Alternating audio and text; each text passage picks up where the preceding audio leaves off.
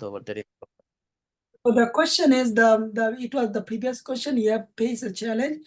Right, right, right. And a ticket-based issues, how you estimated the time, how long it is gonna take.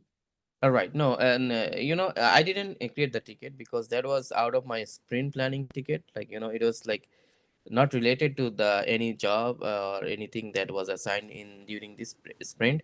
And then also this was in the beginning, so I didn't know a lot of stuffs. I just communicate. I thought that I need to communicate to my managers, and then manager said, okay, work on it, because that was not hampering any other, like, any other jobs with the developers or any other teams. So that was only the part is the Jenkins server was down.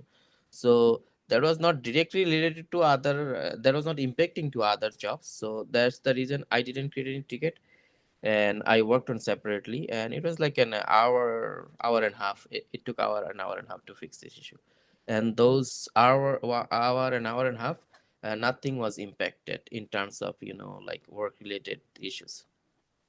Yep. So because unless there is a high priority bug, you can hold the deployment, and Right. even there is a high priority bug, even the team knows how to manually deploy it. So nothing is the end of the world. But if you are like the trying to like the bury the situation, if you are not communicating, that's the where things can goes wrong. This guy broke the things. Why not he's communicating? Like we are all in the doubt what is going to happen. So Yeah,